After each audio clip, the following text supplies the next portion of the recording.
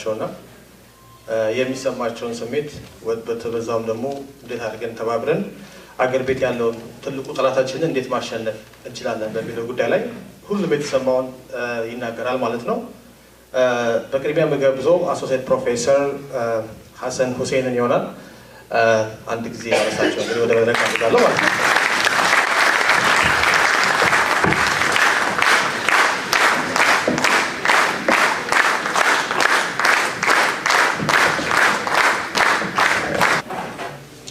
የተከበራችሁ የዝግጅቱ ተካፋዮች እንዲሁም ክቡራን እንግዶች ከሁሉ አስቀድሜ በመሐከላችሁ በመገኘቴ የተሰማኝን ደስታ ለመግለጽ እወዳለሁ።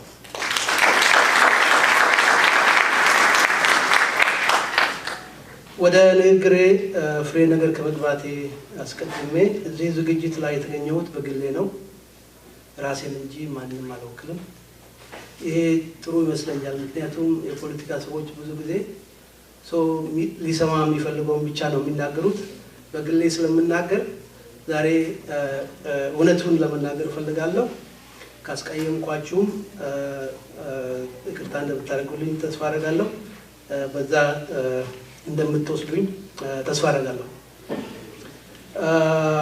ሌላው ስጋበዝ እሺ ለማለት ጊዜ ያልወሰደብኝም ላለፉት 5 ዓመታት ከዛ በፊት ለሁለት 10 ዓመታት ያሳለፍኩትን የትግል ጉዞ ትንሽ ቆም ብዬ በህሊና አይን ለመቃኘት አካሄደንም ለመገምገምና ለመፈተሽ ብሬን እንጂ አንደበቴን ወስኜ ቆየው ስለሆነ አልወትሮዬ ፈጥኜ እሺ ማለቴ ገርሞኝ አቅማማው።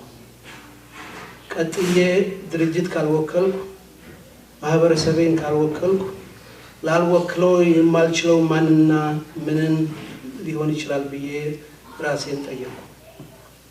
እንዲሁም ከዛሬ 10 ዓመት በፊት የቦስተን ስብሰባ የኤፍዲ ስብሰባ ወዲህ ራሳቸውን ሁሉ አስቀድመው ኢትዮጵያውያን ከሚሉ ወንድሞቼና እህቶቼ ጋር በህዝባዊ ስብሰባ ስንገናኝ የመጀመሪያ ስለሆነ አድማጮችን የሚጠቅም እንዲሁም ጊዜውም የሚጠይቀው ምንድነው የሚለውን ጥያቄ ጠየቅኩ።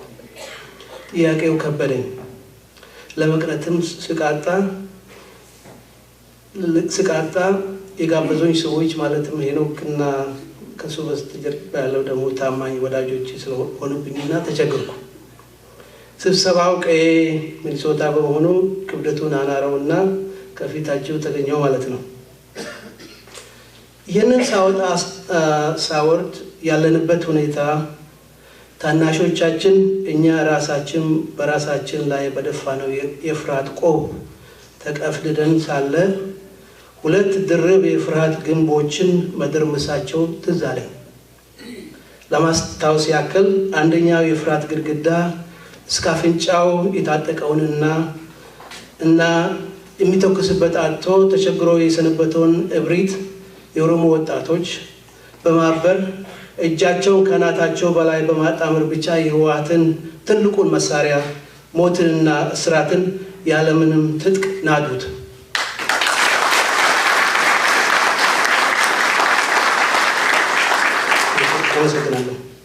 በዚህ ተገርመን ሳናበቃ ሌላ አዲስ የብስራት ነፋስ ከወደ ጎንደር ተሰማ። ይሁም አማራና ኦሮሞ እሳትና ጭድ ስለሆኑ አብረው ሊታገሉ አይችሉም ተብሎ በታወጀ ማግስት የኦሮሞ ደም ደማችን ነው በማለት የጎንደር ወጣቶች ሁለተኛውን የህወሓት የፍርሃት እስር ቤት ደረመሱት።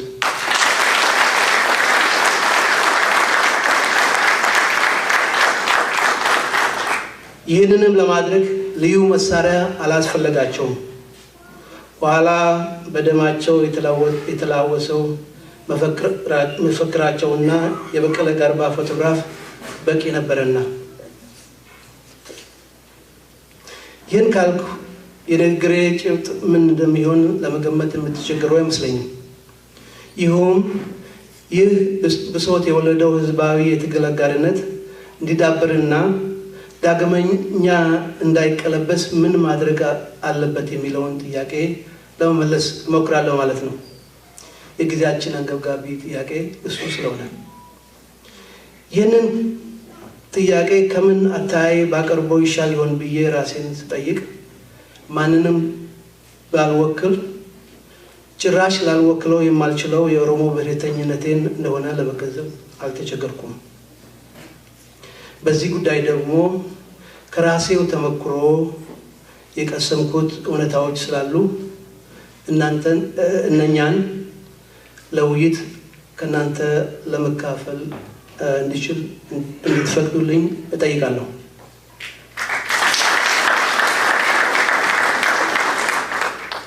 ለዚህ ተገቢ የመንደርደሪያ ሐሳብ ሳፈላልግ ታላቁ የሀገራችን የሥነ ጽሑፍ ጥበበኛ ሎሬት ጸጋዬ በአንድ ስንኙ እንዲህ ያለን ቀልቤን ሳበው። ፈራን ፍቅር ፈራን የነፍስን አንደበት ዘጋን ህብረት ፈራን ፍቅር ፈራን ልጅነት የለገሰንን እያለ ይቀጥላል ትልቁ ፈላስፋችን። ሰው እንዴት ፍቅርን ይፈራል?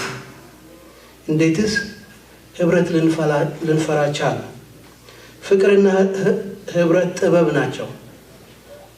ራስን ከፍቶ ለአደጋ ማጋለጥን ስለሚጠይቁ ከዚህ ውጪ የሚደረግ ውይይት ከንገት በላይ ስለሆነ ፍሬ ቢስ ነው። ፍቅርና ህብረትን ያጣነው የተጣላን ዕለት አይደለም። ፍቅርና ህብረት የራቁን ጥበብ መሆናቸውን የረሳንበት ዕለት ነው።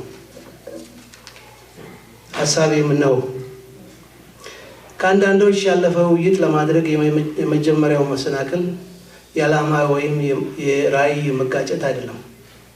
ገና ከመድረኩ ሳንደርስ ባለንበት የሚያስቀረን እንቅፋቶች አሉ። እነሱም የምንጠቀምባቸው ቃላቶችና አባባሎች ናቸው። ፍቅርና ህብረትን ያራቁብንን ቃላቶችና አባባሎች እንደ ምሳሌ ጨረፍ አድርጌ ለማሳየት እሞክራለሁ። በኦሮሞ ብሔርተኛ ባልሆኑ ኢትዮጵያውያን በተለምዶ በሚወረወሩና በኦሮሞ ብሔርተኞች ዘንድ በማይወደዱ ቃላቶችና አባባሎች ልጀምር። 1. ግማሽ ሰው። የኦሮሞ ማንነት ደምን ብቻ መሰረት ያደረገ ይመስል በእናቴ ወይም በአባቴ ኦሮሞ አለብኝ ካሉ በኋላ ቀጠል አድርገው የኦሮሞን ጥያቄ ከሌላው ለምን ነጠላቸው የሚሉ ይገርሙኛል። ኦሮሞ የደም ሐረግ ቁጥር እኮ አይደለም። ኦሮሞ ባህል ነው። ቋንቋ ብቻ ሳይሆን ህግ ነው። ማህበራዊ ስነ ልቦናና ፍልስፍና ነው። ታሪክ ነው። ዘመናትን ያስቆጠረ። በኦሮሞ ዘንድ ግማሽ ሰው የሚባል የለም። ሰው ሰው ነው። አለቀ ደቀቀ። ሰው ደግሞ ደም ብቻ አይደለም። 2. ብሔራዊ። በአንድ መድረክ ድርጅት ወይንም ስርዓት የተወሰኑ የአንዳንድ ብሔረሰቦች ተዋጽኦ ስላለበት ብሔራዊ የማለት ዝንባሌ አለ። ከምኒልክ ጎበና፣ ከኃይለ ሥላሴ ይልማ ደሬሳ እንዲሁም ከደርግ ጋር ደበላ ዲንሳ ስላሉበት የጋራችን ወይንም ብሔራዊ አድርጎ የማቅረብ ዝንባሌ ይታያል። ምሳሌ ለማግኘት ሩቅ መሄድ አያስፈልግም። ይህን ባይሆን የዛሬው ሁሉን አቀፍ ውይይታችን በአማርኛ ብቻ ባልተገደበ። በኦሮሞ ዘንድ ልክ መሪ ጥሩ ክንዋኔ እንኳን ሰርቶ ቢገኝ ውክልና እስካሌለው ድረስ ቅቡል አይደለም። የሚወክለውም ራሱንና ራሱን ብቻ ስለሆነ ውክልናም በማህበረሰቡ ውስጥ ግለሰቡ ባደረጋው ሰንሰለት ስፋትና ጥልቀት እንዲሁም ስነ ምግባር የሚለካ ነው። በተጨማሪም አንድ ድርጅት የበለጠ ብሔራዊ ተዋጽኦ ስላለው ብቻ የተሻለ ወይም ስልጡን የማድረግ አባዜ አለ። ይሄ ስህተት ነው። ጎንደሮች ከኦሮሞ ወንድማቸው ለመወገን ብሔራዊ ተዋጽኦ አላስፈለጋቸውም። ጎንደሬነታቸው አማራነታቸው ብቻ በቂ ስለነበር ሰው መሆናቸው በቂ ነበር። በጎ ለመስራት ዥንጉርጉር መሆን የግድ አይደለም።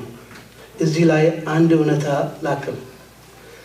ለልቂቶቻችን ከሁሉ አስቀድመው የደረሱልን የሲዳማ የኮንሶ እንዲሁም የደቡብ ወንድሞቻችን መሆኑ መረሳት የለበትም።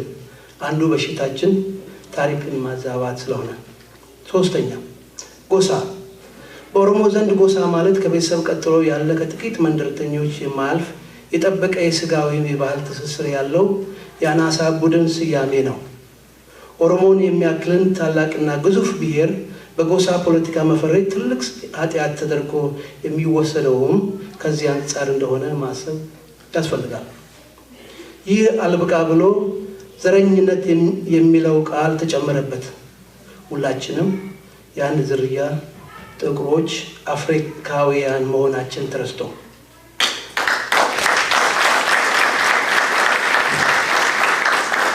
አራተኛ ሌላው የኦሮሞ የማንነት የመብት ጥያቄዎችን በተመለከተ ተደጋግሞ የሚነሳ አባባል ተጋብተን ተዋልደን የሚል ፈሊጥ ነው።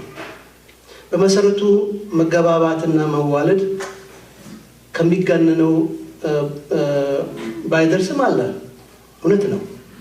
ነገር ግን መጋባትና መዋለድ የግል ውሳኔዎች ናቸው። ማቀፋቸውም ከቤተሰብ ቢያልፍ ከቤት ዘመድ ውጪ ያፈተልክ አይደለም። አትጋቡ አትዋለዱ ያለ ይመስል የኦሮሞ የማንነት ጥያቄዎችን መሰረት አጣሞ የጥላቻ አድርጎ የመውሰድ ዝንባሌ አለ። ይህ ግድፈት የሚያራርቅ እንጂ የሚያቀራርብ አይደለም። እንዲያውም ጥያቄዎቹን እንደ ማጣጣል ይወሰዳል። አሜሪካ አገር እየኖረ የነጮችን የበላይነት እያማረረና ኦባማ ከነጭ እናት መወለዱን እያወቀ እሱን እንደ አንድ ጥቁር የሚወስደው ሰው ተጋብተን ተዋልደናል በሚል ፈሊጥ የኦሮሞ የማንነት የመብት ጥያቄን የሚኮንን ይገርመኛል። ምሁር ሆኖ ሲገኝ ደግሞ ያሳዝነኛል። ስለዚህ መጋባቱንና መዋለዱን ለተፋቃሪዎች ወደ ጎን እንተውና በህዝብ ጥያቄ ዙሪያ እንምከር። ይህን እዚህ ላብቃውና ወደ ኦሮሞ ብሔርተኝነት ወደ መቃኘት ላቅና። አሁንም መገንጠልና የራስ መንግስትን ማቋቋም የመጨረሻና ትልቁ የኦሮሞ ህዝብ ህልም አድርገው የሚያቀርቡ አሉ። ይህንን አልጋራም። የኦሮሞ ህዝብ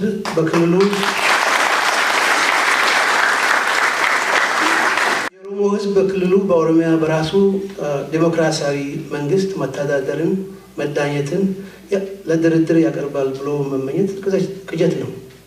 ይህን የሚያልም ካለ የኤርትራ ከኢትዮጵያ መለየትን ታሪክ ያላገናዘበ ብቻ ነው።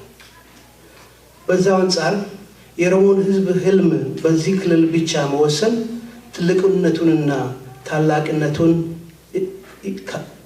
ካለማገናዘብ የመጣ ብቻ ነው።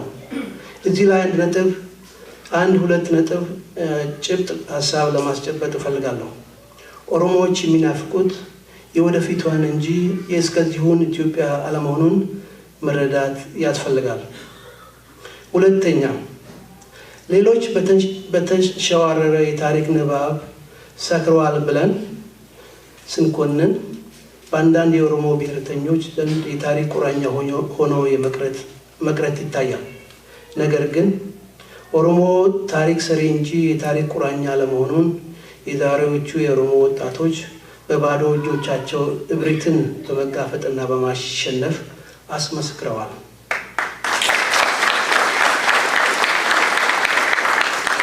አንድ የግል ሀሳብ አቅርቤ ንግግሬን ልቋጭ። ብዙ ጊዜ የኢትዮጵያ ክፋት እንጂ ጥሩነቷን አንናገርም። ከራሴ ገጠመኝ ተነስቼ የምመሰክረው ሀቅ ቢኖር የኢትዮጵያ ሕዝብ ሁሉም ደህና ሩህሩህ መሆኑን ነው። ሁሉን ቻይና ተቻቻይ፣ ልዩነትን አክባሪ፣ ሕግ አክባሪ፣ ታታሪና ተግባቢ ነው። ያጣነው ጥሩ ባህሪያችንን የሚያንጸባርቅ መንግስት ማጣት ነው።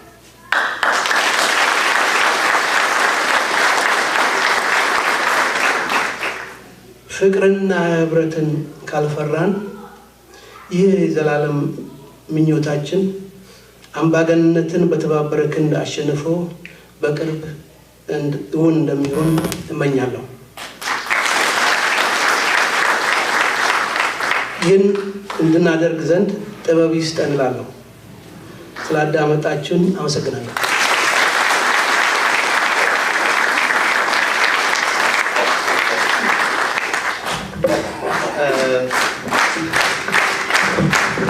እናመሰግናለን ፕሮፌሰር።